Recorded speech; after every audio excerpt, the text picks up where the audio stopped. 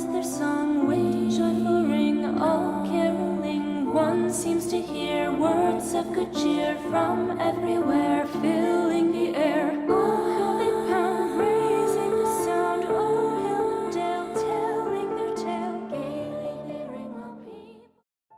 L'hiver. La période de l'année que je déteste. Ce n'est pas le froid qui me dérange, ni même le fait que les journées soient courtes, ou alors de voir des arbres sans aucune feuille. Si je déteste cette période, c'est parce qu'elle me rappelle une horrible tragédie qui m'est arrivée quand j'étais plus jeune. Je devais avoir 8 ans. C'était l'hiver, quelques jours avant Noël. La maison était décorée et le sapin était déjà installé depuis longtemps. Je me souviens que ma mère mettait en boucle les chansons de Noël. J'adorais cette période. Je me mettais à rêver du jour de Noël, essayant d'imaginer ce que le Père Noël m'apporterait, en priant pour que ce soit le super robot ou la figurine Batman que je voulais tant. C'était vraiment une bonne période. Puis un jour, il y a eu beaucoup de neige. On pouvait voir les flocons tomber avec violence à travers la fenêtre. Ma mère s'inquiétait parce que mon père n'était toujours pas rentré du travail. Ma sœur et moi, on était devant la télévision, à regarder les dessins animés, bien qu'avec la neige, la télé captait mal. Ma sœur était plus âgée que moi. Elle avait 9 ans. Je l'aimais beaucoup. C'est elle qui m'a appris à dessiner. Elle était douée pour ça. Quand elle en a eu marre de la télé, qui ne cessait de mal capter, elle m'a demandé de jouer avec elle. C'est ce qu'on faisait. On jouait à la poupée tous les deux, quand le téléphone de ma mère a sonné. Et je n'oublierai jamais le hurlement de douleur qu'elle a poussé. Elle venait d'apprendre que mon père était mort dans un accident de voiture. C'est un souvenir atroce. Le soir venu, c'est notre tante Cathy qui est venue nous garder, ma sœur et moi, à la maison, parce que ma mère était chez ma grand-mère. Ma tante essayait de nous faire rire, de jouer avec nous. Nous avions même cuisiné notre plat préféré, à savoir des pâtes en gratin. Mais rien n'y faisait. On passait notre temps à regarder la fenêtre, en espérant voir notre mère ou notre père, parce qu'à ce moment-là, on ne savait pas encore que notre père était décédé. Au moment de nous coucher, Cathy nous a lu une histoire.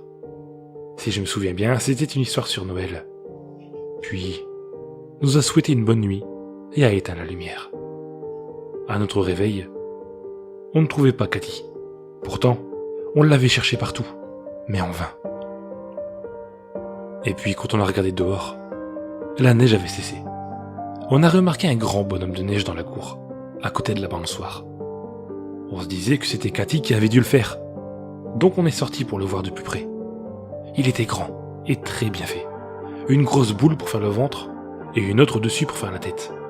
Il y avait des branches plantées sur le côté pour faire les bras. Et une ligne de petites pierres était enfoncée dans la grosse boule en ligne verticale pour faire un semblant de bouton de chemise.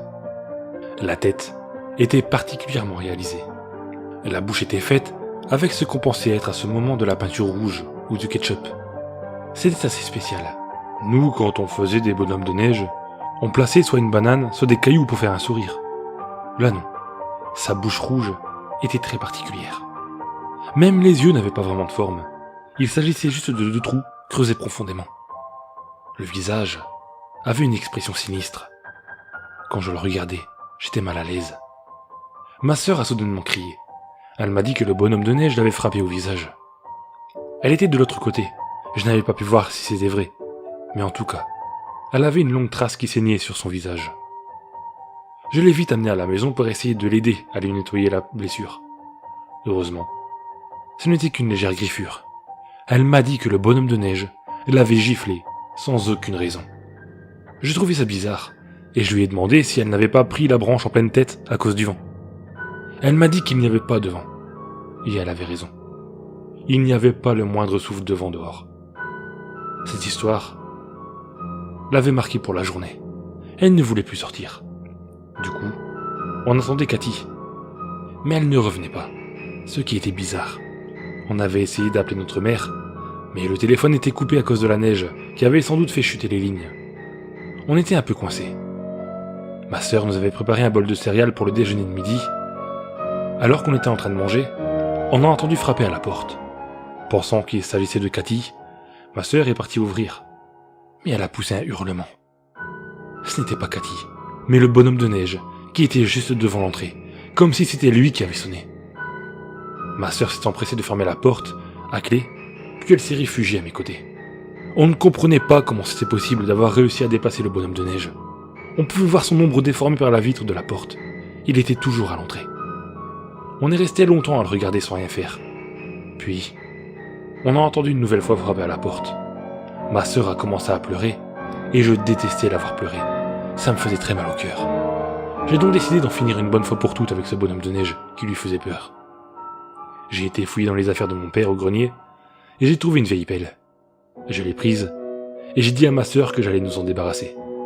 Elle m'a supplié de ne pas ouvrir, que ce bonhomme de neige était méchant. Je lui ai répondu que c'était juste un tas de neige, et qu'il ne fallait pas qu'elle ait peur, que j'étais là pour elle. J'ai donc ouvert la porte, mais le bonhomme de neige n'était plus là.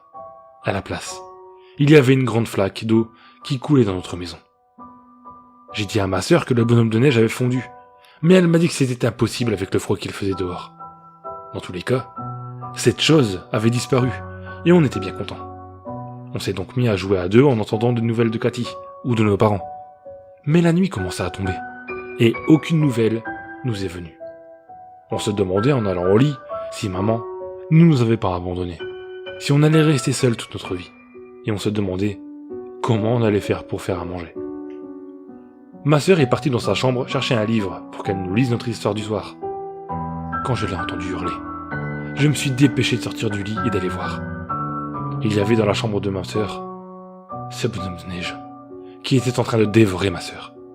Il y avait du sang partout, et le haut du corps de ma sœur avait complètement disparu dans la bouche pleine de dents aiguisées du bonhomme de neige. Il mâchait avidement, faisant craquer les os et faisant giguer le sang partout. Il aspirait les intestins comme des spaghettis en faisant des bruits de succion. Je voyais les jambes de ma sœur s'agiter, mais c'était sans doute les nerfs, car elle était morte à ce stade. Il avait enfoncé ses branches dans les jambes et les a écartelées jusqu'à les arracher l'une de l'autre. C'était un spectacle à vomir, ce que j'ai fait d'ailleurs, il me semble, avant de me sauver en courant dans ma chambre et de fermer le verrou. Je pouvais entendre le bonhomme faire ses bruits écœurants tout en finissant de dévorer ma sœur. Je me disais qu'il avait sûrement fait la même chose avec Cathy, et que j'étais seul dans cette maison, et que personne ne viendrait m'aider. Aussi fou que ça puisse paraître, ça m'a donné la force d'arrêter de pleurer et d'empoigner la pelle de mon père. J'ai soufflé un grand coup, et je suis reparti dans la chambre de ma sœur. Le bonhomme était là, et me regardait avec son regard vide. La chambre était dégoûtante, avec tout le sang partout. Je me suis approché de lui, la pelle à la main, et j'ai hurlé en lui sautant dessus. Je lui ai donné de violents coups de pelle, ce qui lui faisait perdre des bouts de corps enneigés. Lui ne bougeait pas, il était en train de fondre petit à petit.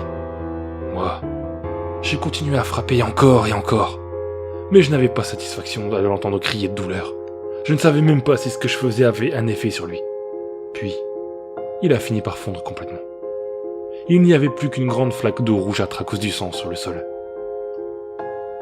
Moi, je restais là, me demandant ce qu'il fallait faire. Est-ce qu'il était mort? Ça me semblait trop facile pour que ce soit le cas. Dans mon esprit, je ne sais pas ce qu'il s'est passé. Je me suis dit que la seule solution était de mettre le feu à la chambre pour être sûr. J'ai donc été chercher un bidon d'essence dans le garage, et j'en ai versé partout dans la chambre de ma sœur. L'odeur me donnait des vertiges. Puis j'ai été chercher des allumettes. J'en ai craqué une. Et j'ai jeté l'allumette sur le sol, ce qui a provoqué un énorme embrasement. Les flammes étaient déjà très hautes. Moi j'ai eu très peur. Je ne m'attendais pas à ce que le feu soit si violent. Je ne voyais rien avec la fumée qui commençait à devenir très noire.